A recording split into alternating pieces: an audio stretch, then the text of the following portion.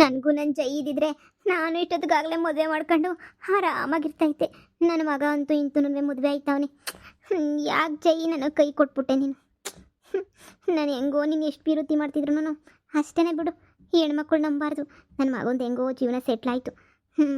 ಏನೋ ಮಕ ನೋಡ್ತಿದ್ಯಾ? ಕಟ್ಟು ಕಟ್ಟು, ತಾಳಿ ಕಟ್ಟು. ಹೆಂಗೋ ನಿನಗೆ ಹುಡುಗಿನ ಸಿಕ್ಕೋಳಲ್ಲ. ಇಲ್ಲ ನಮ್ಮ ಪರಿಸ್ಥಿತಿಗೆ ಯಾವ ಹುಡುಗಿನೂ ಸಿಗ್ತಾರಿಲ್ಲ. ಕಟ್ಟು ತಾಳಿನ. ಆಗಲ್ಲ ಅಂತಂತು ನಾನೇನ ಮಾಮ ಜೀವನ ಏದುನ ಬಿಡು. ಪೂರೈತರು ಕೊಡೋಕ್ಕೂ ಕಾಸಿಲ್ಲ, ನಾನೇ ಹೇಳ್ತೀನಿ ಕಟ್ಟು ತಾಳಿನ. ನೋಡು, ಏನೋ ನಾನು ನೀನು ಕೈ ಬಿಡಬಾರ್ದು ಅಂತ ಮದುವೆ ಮಾಡ್ಕೊಂಡಿದ್ದೀನಿ. ಇನ್ನು ನಾವೇನಿದ್ರು ಯಾವ ಥರ ಇಂಪ್ರೂವ್ ಮಾಡಬೇಕು, ಯಾವ ಥರ ದುಡ್ಡು ಮಾಡ್ಕೋಬೇಕು, ನಾವು ಯಾವ ಥರ ಜೀವನದಲ್ಲಿ ಚೆನ್ನಾಗಿರಬೇಕು ಅಂತ ಮಾತ್ರ ಯೋಚನೆ ಮಾಡಬೇಕು, ಸರಿನಾ? ನನಗೂ ನಿನಗೂ ಇಬ್ರಿಗೂ ಒಬ್ಬರೇ ಶತ್ರು. ಅದಕ್ಕೆ ನಾನು ನಿನ್ನ ಮದುವೆ ಮಾಡ್ಕೊಂಡಿರೋದು. ಹೆಂಗಾದರೂ ಮಾಡಿ ನಮ್ಮ ಸೇಡನ್ನ ಮರಿಲೂಬಾರ್ದು, ನಾವು ಬಿಡಲೂಬಾರ್ದು. ನಮ್ಮನ್ನು ಈ ಪರಿಸ್ಥಿತಿ ತಂದವ್ರಿಗೆ ಒಂದು ಸರಿಯಾಗಿ ಬುದ್ಧಿ ಕಲಿಸ್ಬೇಕು. ಹಾಗಂತ ನಾನು ನೀನು ಸುಮ್ಮನೆ ಜೊತೆಗಿರಬೇಕು ಅಂದರೆ ಆಗಲ್ಲ. ಏನಾದರೂ ಮದುವೆ ಮಾಡ್ಕೊಳ್ಳೇಬೇಕಲ್ವ? ಇವತ್ತು ಇಷ್ಟು ದಿನ ಬಾಡಿಗೆ ಮನೆಗಳೆಲ್ಲ ಹೋಗಿ ಕೇಳಿದ್ವಿ. ಯಾರು ನೋಡಿದ್ರೂ ಮದುವೆ ಆಗಿಲ್ಲ ಅಂದರೆ ಮನೆ ಕೊಡಲ್ಲ, ಮದುವೆ ಆಗಿಲ್ಲ ಅಂದರೆ ಮನೆ ಕೊಡಲ್ಲ. ಇನ್ನೇನು ಮಾಡೋಕ್ಕಾಗುತ್ತೆ? ಸದ್ಯ ಮದುವೆ ಮಾಡ್ಕೊಂಡ್ವಲ್ಲ, ಬಾ. ನಾನಿವಾಗ ಈಗ ಯಾರು ಬೇಕಾದರೂ ಮನೆ ಕೊಡ್ತಾರೆ. ನಾನು ಆಲ್ರೆಡಿ ಮನೆಯೆಲ್ಲನೂ ನೋಡಿ ಎಲ್ಲ ಇದು ಮಾಡಿದ್ದೀನಿ. ಈಗ ನಾವು ಅಲ್ಲಿ ಹೋಗಿರಬೇಕು. ನಮ್ಮ ಪ್ಲಾನ್ ಏನು ಅದನ್ನು ಮಾಡಬೇಕಷ್ಟೇ. ಅಯ್ಯೋ ಆಗಿದ್ದಾಗಲಿ ಬಿಡು. ನನಗಂತೂ ನೀನಾದರೂ ಸಿಕ್ದಲ್ಲ. ನೀನು ಸಿಗ್ತೀಯೋ ಸಿಗಲ್ವೋ ಅಂತೇಳ್ಬಿಟ್ಟು ಭಾಳ ಬೇಜಾರ ಹೋಗ್ಬಿಟ್ಟಿತ್ತು ನನಗಂತೂ. ನೀನು ಕೈ ಕೊಟ್ಬಿಡ್ತೀನೋ ಅಂತ. ಸದ್ಯ ಕೊನೆಗೂ ನಾನು ಕೈ ಬಿಡಲಿಲ್ವಲ್ಲ. ಸರಿ ಅಪ್ಪ, ಬನ್ನಿ ಹೋಗೋಣ. ಬಿಡೋ, ನಿಮ್ಮಿಬ್ಬರ ಮಧ್ಯೆ ನಾನು ಯಾಕೆ? ಸುಮ್ಮನೆ ಒಂಥರ ಇದ್ರ ಥರ ನಾನು ವಾಪಸ್ಸು ಹೊರಟು ಹೋಗ್ಬಿಡ್ತೀನಿ. ಎಲ್ಲಾದ್ರೂ ಕಾಶಿ ರಾಮೇಶ್ವರ ಅಂತೇಳ್ಬಿಟ್ಟು ತಿರ್ಗಾಡ್ಕೊಂಡಿದ್ಬಿಡ್ತೀನಿ. ನಾನಂತೂ ಇನ್ನಿಲ್ಲಿರಲ್ಲ ಕಣಪ್ಪ, ಇಲ್ಲಿರಲ್ಲ. ಸಾಕು ನನಗೆ. ದೊಡ್ಡ ನಮಸ್ಕಾರ, ಈ ಸವಾಸನೇ ಸಾಕು. ನನ್ನ ಜೈ ಕೈ ಕೊಟ್ಟಾಗಿಂದ ನನಗಂತೂ ಇಲ್ಲಿರಕ್ಕಂತೂ ಆಗ್ತಾಯಿಲ್ಲ. ನೀವಿಬ್ರು ಗಂಡ ಹೆಂಡ್ತಿ ಎಲ್ಲ ಒಂದು ಹತ್ರ ಚೆನ್ನಾಗಿರ್ರಿ. ನಾನು ಹೆಂಗೋ ಕಾಶಿ ಗಿಶಿಗೆ ಹೋಗ್ಬಿಟ್ಟು ಇಲ್ಲ ಹಿಮಾಲಯಕ್ಕೆ ಹೋಗ್ಬಿಟ್ಟು ಸೆಟ್ಲಾಗ್ಬಿಡ್ತೀನಿ. ಸಾಕು ನನಗೆ ಜೀವನ. ಅಪ್ಪ, ಇದೇ ಥರನೇ 50 ಸಲ ಹೇಳಿ ಹೋಗಿ ವಾಪಸ್ ಬಂದಿದ್ದೀರಾ ಅಂತ ನನಗೆ ಚೆನ್ನಾಗಿ ಗೊತ್ತು. ಸುಮ್ಮನೆ ಈಗ ಅಲ್ಲಿಗೆ ಹೋಗ್ಬಿಟ್ಟು ವಾಪಸ್ ಬರೋ ಅಷ್ಟು ದುಡ್ಡು ನಿಮ್ಮ ಹತ್ರ ಇಲ್ಲ. ಹೋದ್ಮೇಲೆ ಅಲ್ಲೇ ಪರ್ಮನೆಂಟಾಗಿ ಇರಬೇಕಾಗ್ತೈತೆ, ಇಲ್ಲ ಭಿಕ್ಷೆ ಎತ್ಕೊಂಡು ವಾಪಸ್ ಬರಬೇಕಾಗ್ತೈತೆ. ಅದೆಲ್ಲ ನಿಮ್ಗೆ ಯಾಕೆ? ನನ್ನ ಮಾತು ಕೇಳ್ರಿ, ಸುಮ್ಮನೆ ಬರ್ರಿ ಮನೆಗೆ ಹೋಗೋಣ. ಇಲ್ಲ ಅಷ್ಟೋ ನಿಮ್ಗೆ ಬೇಜಾರಾಗ್ತಿತ್ತು ಅಂದರೆ ಹಿಂಗೆ ಒಂದು ರೌಂಡ್ ವಾಕ್ ಮಾಡ್ಕೊಂಡು ಹಂಗೆ ಬರ್ನಿ. ನಿಮ್ಮ ಕತೆ ನಿಮ್ಮ ಇದು ನನಗೆ ಗೊತ್ತಿಲ್ವೇ? ಸುಮ್ಮನೆ ಯಾಕೆ ಹೇಳಿ?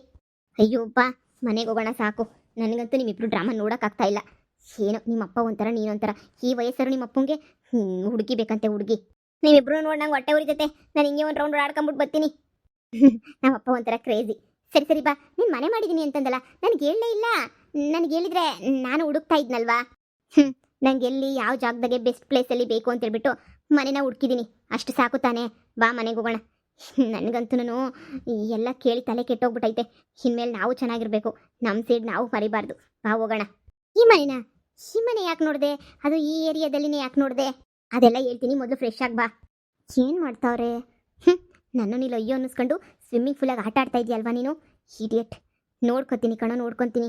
ನನಗೆ ಕೈ ಕೊಟ್ಬಿಟ್ಟು ನಾನು ಅವಳನ್ನ ಮುಟ್ಟೋದೇ ಇಲ್ಲ ಹಂಗೆ ಹಿಂಗೆ ಅಂತೇಳ್ಬಿಟ್ಟು ಆಗಲೇ ಒಂದು ಹೆಣ್ಮಗು ಆಗ್ಬಿಟ್ಟೈತ ನಿನಗೆ. ಎಷ್ಟು ಈಸಿಯಾಗಿ ಈ ರೋಸ್ ಬಿಡ್ತಾಳೆ ಅಂತ ಅನ್ಕೋಬೇಡ. ಆಯಿತು, ನಿನಗಿನ ಚೆನ್ನಾಗಿ ಬದುಕಿ ತೋರಿಸ್ತೀನಿ ನಾನು. ನಿನಗೂ ಹೊಟ್ಟೆ ಉರಿಸ್ತೀನಿ, ಅದೇ ನನ್ನ ಆಸೆ. ನೀನು ಹೊಟ್ಟೆ ಉರ್ಕೊಂಡು ಸತ್ತು ಹೋಗಬೇಕು ನೋಡು. ನಾನು ಹೆಂಗೆ ಇವಾಗ ಒದ್ದಾಡ್ತಿದ್ದೀನೋ ಅದಕ್ಕೂ ಜಾಸ್ತಿ ಒದ್ದಾಡ್ತೀಯ ನೀನು. ರೋಸ್, ರೋಸ್ ಅಲ್ಲೇ ನೋಡ್ತಾ ಇದೆಯಾ? ರೋಸ್, ಇದು ರಚ್ಚೋರ್ ಗಂಡನ ಮನೆ, ನೀನು ಹಳೆ ಲವ್ವರ್ ಮನೆ ತಾನೇ? ಹೌದು.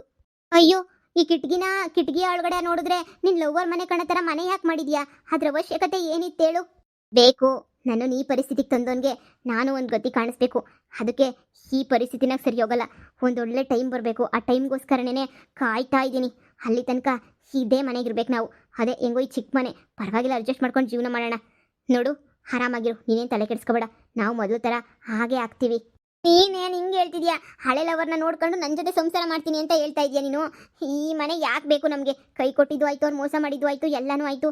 ಹೀಗೆಲ್ಲ ಸುಮ್ಮನೆ ಯಾಕೆ? ನೋಡಿ, ನಾವು ಬೇರೆಲ್ಲಾದರೂ ಮನೆ ಮಾಡ್ಕೊಂಡು ಇವ್ರು ಕಣ್ಣು ಕಂಡಂಗೆ ದೂರ ಇರೋಣ. ಇವರು ಇಷ್ಟು ದೊಡ್ಡ ದೊಡ್ಡ ಮನೆ ಇಟ್ಕೊಂಡು ಹಿಂಗೆ ಸಾವುಕಾರು ಥರ ಇರಬೇಕಾದ್ರೆ ನಾವು ಈ ಚಿಕ್ಕ ಮನೆ ಬರೀ 2 ಬೆಡ್ರೂಮ್ ಇರೋ ಮನೆಯಾಗಿ ಏನು ಮಾಡೋದು? ಈಗ ಮುಂದಿನ ಜೀವನ ಏನು ಹೇಳು? ದುಡ್ಡು ಬೇರೆ ಜಾಸ್ತಿ ಇಲ್ಲ. ಇರೋ ದುಡ್ಡೆಲ್ಲ ಅಡ್ವಾನ್ಸ್ ಅಂತ ಕೊಟ್ಬಿಟ್ಟು ಹೆಂಗೋ ಖರ್ಚು ಮಾಡಿದ್ದೀವಿ. ಇನ್ನು ದುಡ್ಡಿಲ್ಲ, ಆಸ್ತಿ ಇಲ್ಲ, ಏನೂ ಇಲ್ಲ. ಈಗ ಇವ್ರ ಮುಂದೆ ಚೀಪ್ ಮಾಡ್ಕೊಂಡು ಜೀವನ ಮಾಡಬೇಕಾ? ನೀನೇ ಹೇಳು. ಹಲೋ, ನಾನೇನು ಅಮೆರಿಕಾದಲ್ಲಿ ಸುಮ್ಮನೆ ಆಟ ಆಡ್ತಾ ಇರಲಿಲ್ಲ. ನಾನು ವರ್ಕ್ ಮಾಡ್ತಾ ಇದ್ದೆ. ಈಗ ಅದೇ ಕೆಲಸನೇ ವರ್ಕ್ ಫ್ರಮ್ ಹೋಮ್ ಮಾಡ್ತೀನಿ. ನೀನೇನು ಮಾಡ್ತೀಯಾ? ನೀನೇನು ಮಾಡೋ ಕೆಲಸ ಇಲ್ದಂಗೆ ಮನೆ ಕೂರಿಸ್ತೀನಿ ಅಂತ ಅನ್ಕೊಂಡ? ಸುಮ್ಮನೆ ಬಾಯಿ ಮುಚ್ಕೊಂಡು ಕೆಲ್ಸಕ್ಕೆ ಹೋಗಬೇಕು. ನಾಳೆಯಿಂದನೇ ನನ್ನ ಫ್ರೆಂಡ್ ಕಂಪ್ನಿಗೆ ಹೇಳಿದ್ದೀನಿ, ನಿನ್ನನ್ನು ಜಾಯಿನ್ ಮಾಡಿಸ್ಕೊತಾನೆ. ಸುಮ್ಮನೆ ಎದುರು ಮಾತಾಡ್ದಂಗೆ ಸುಮ್ಮನೆ ಹೋಗ್ತಾ ಇರು ಅಷ್ಟೇನೆ. ಸುಮ್ಮನೆ ಯಾಕೆ ಯೋಚನೆ ಮಾಡ್ಕೊಂಡು ತಲೆ ಕೆಡ್ಸ್ಕೊಂಡು ಕೂತ್ಕೋತೀಯಾ? ನೋಡು, ಜೀವನ ಮಾಡೋಕ್ಕೆ 1000 ದಾರಿ ಇರ್ತವೆ. ಮೋಸ ಮಾಡಿ ಸಂಪಾದನೆ ಮಾಡಿದ್ದೆಲ್ಲ ಮುಗಿತಲ್ವ ನಿಂದು? ನೀನು ಪ್ಲಾನ್ ಎಲ್ಲ ಹಾಳಾಗೋಯ್ತಲ್ವ? ನೀನು ನಿಮ್ಮಪ್ಪ ಸೇರ್ಕೊಂಡೆಲ್ಲ ಹಾಳು ಮಾಡಿದ್ರಲ್ಲ.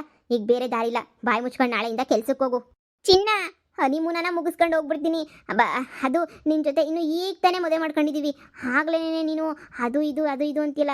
ನಾನು ನೀನು ಹನಿಮೂನ್ಗೆ ಹೋಗ್ಬಿಟ್ಟು ಆಮೇಲೆ ಹೋಗೋಣ, ಊರಿಗೆ ಹೋಗ್ಬೇಕಾರೆ ಆಮೇಲೆ ಮಾಡ್ಕೊಳ್ಳೋಣ. ಈಗ ಮೊದಲು ಎಲ್ಲಾದರೂ ಮಾಲ್ಡೀವ್ಸ್ ಅಲ್ಲೆಲ್ಲಾದರೂ ಓಡಾಡ್ಕೊಂಬಿಟ್ಟು ಬಂದ್ಬಿಡೋಣ.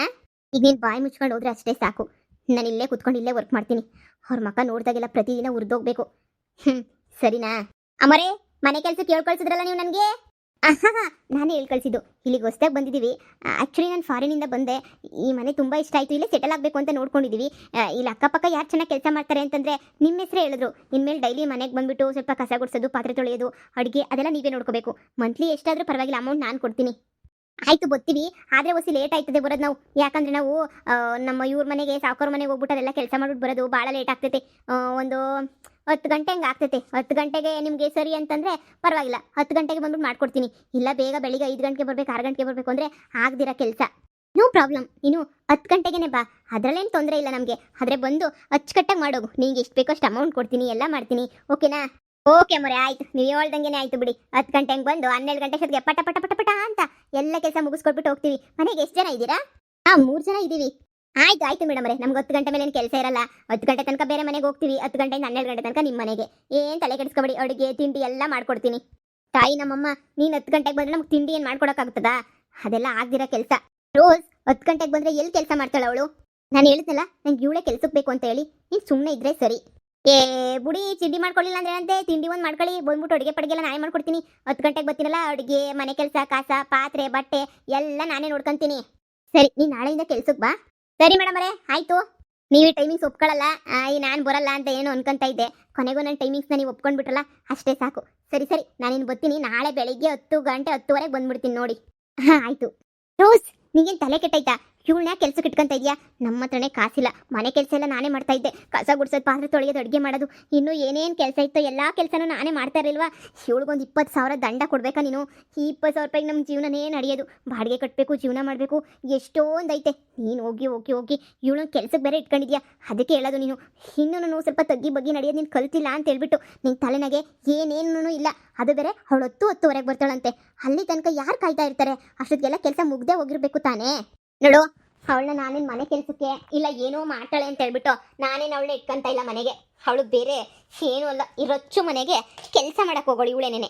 ನೋಡು, ಇವಳಿಂದ ನನಗೆ ಎಲ್ಲ ಇನ್ಫಾರ್ಮೇಷನು ಗೊತ್ತಾಗ್ತೈತೆ. ಅವ್ರ ಮನೆಗೆ ಏನೇನು ನಡೀತೈತೆ, ಏನೇನು ಬಿಡ್ತೈತೆ ಅಂತ ಗೊತ್ತಾಯ್ತಾ? ಇವ್ರಿಲ್ಲ ಅಂದರೆ ನಮ್ಗೆ ಅವ್ರ ಮನೆಗೆ ಏನು ನಡೀತೈತೆ, ಏನು ಎತ್ತ ಅಂತ ನಮ್ಗೇನು ಗೊತ್ತಾಗ್ತೈತೆ ಹೇಳು? ಯಾರಾದರೂ ಹೇಳ್ಬೇಕು, ನಮಗಂತೂ ಯಾರು ಹೇಳಲ್ಲ. ಅದು ನಿನಗೆ ಗೊತ್ತಿರೋದೇನೆ.